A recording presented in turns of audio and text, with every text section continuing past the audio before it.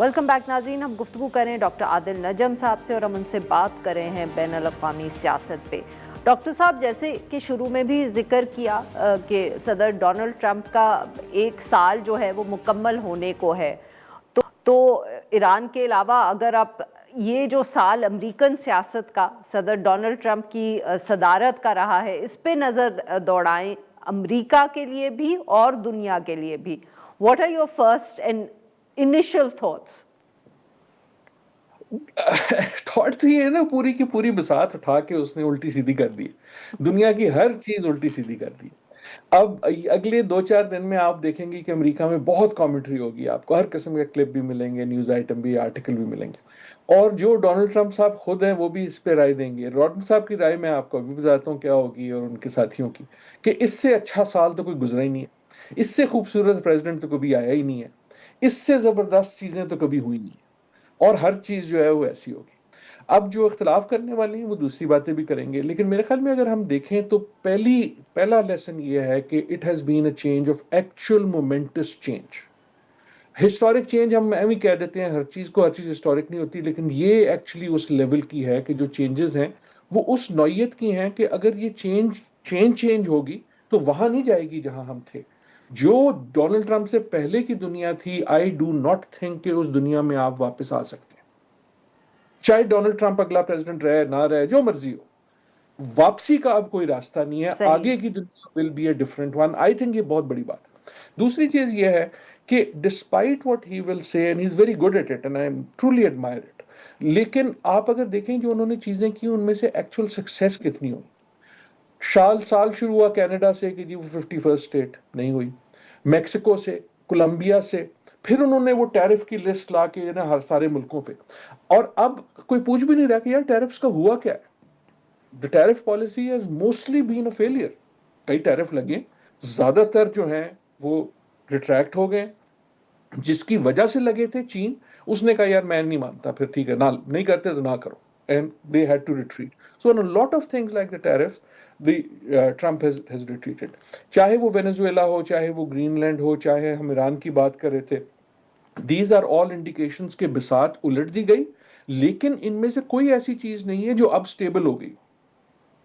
Right, वो कहते हैं मैंने 8 जंगें मारी, 30 मारे, जी। 40 मारे, जो भी किए, लेकिन the world is more unstable than stable.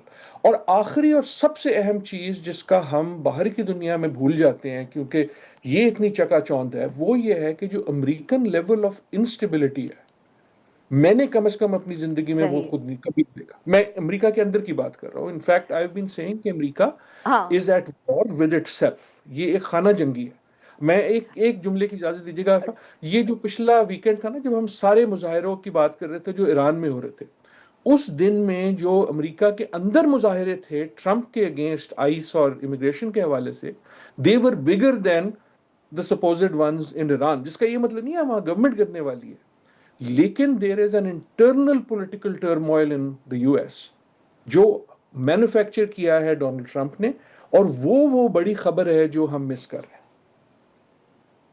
Ji doctor साहब, बल्कि अगला सवाल इसी हवाले से था कि ऑब्वियसली जैसे आपने ट्रम्प्स का सब माफ़ करिएगा टैरिफ्स का जिक्र किया कि वो काफ़ी हद तक नाकाम रही है पॉलिसी, मगर एक पॉलिसी जिसका बहुत हम जिक्र भी सुन रहे हैं और वो उसके ऊपर अमल भी हो रहा है, वो is in terms of the immigration और जो क्रैकडाउन है इमिग्रेंट्स पे, जिसका आपने भी जिक्र किया कि वो मुजाहिरे भी इसीलिए शुरू हुए क्योंकि जो आइस थी, जो ये फोर्स बनाई है, उन्होंने एक औरत को कत्ल कर दिया।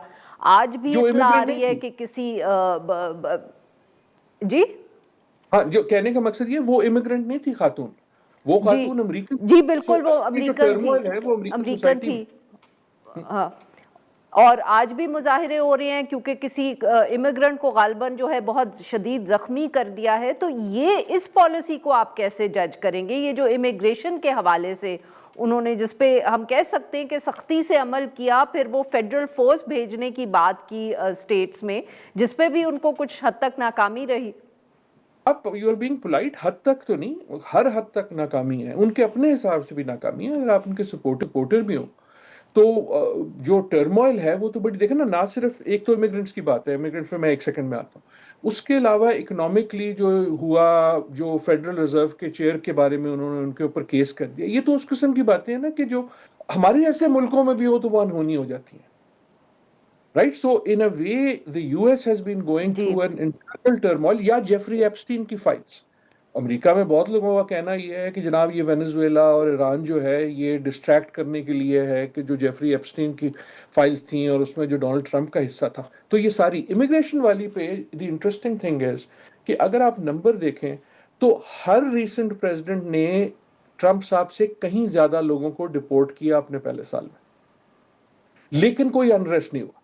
کیونکہ یہ جو ہو رہا ہے، یہ امریکہ میں سوچ یہ ہے کم از کم ان کے مخالفین میں کہ یہ اس کا تعلق امیگریشن سے نہیں ہے، اس کا تعلق ریسزم سے ہے. کہ دیکھو نا وہ جو ہیں جو آئس والے ہیں جو اپنے منہ کو ڈھانپ کے آ جاتے ہیں، تو ایک طرح سے وہ سیکرٹ پولیس آپ کو یاد آتی ہے جس کا ہمیشہ امریکہ جس کے خلاف ہوتا تھا دوسری جگہوں پہ. اب جو بات ہو رہی ہے وہ ڈسپیرنسز کی ہو رہی ہے کہ کسی کو کسی وجہ سے کے بغیر اٹھا لیا. But numerically the number of immigrants جن کو ڈپورٹ کیا گیا ہے have not been effective at all. تو ان اے وے یہ صحیح. جو ایکسٹریم قسم کا ان کا ونگ تھا جو، اور اس میں اگر ایک جملے کی اجازت ہو، جن لوگوں کو انہوں نے پوائنٹ کیا اپنے ارد گرد، ان کی ساری دو کوالیفیکیشن ہے. ایک یہ کہ سپر لوئل ٹو ٹرمپ، اور دوسرا یہ کہ on the most extreme of whatever issue they are talking about, چاہے وہ ہیلتھ ہو کینیڈی کے ساتھ، چاہے وہ امیگریشن ہو، چاہے وہ لا انفورسمنٹ ہو. تو کہانی میرے خیال میں بڑی جو ہے وہ یہ ہے کہ امریکہ کی ٹوٹ اتنی بڑی کم از کم میں نے زندگی میں نہ دیکھی تھی، اور most Americans never thought they will see it in their lifetime. بہت بہت شکریہ ڈاکٹر صاحب، آپ نے ہمارا وقت نکالا. ناظرین آج کے لیے بس اتنا ہی. We'll be back on Monday now.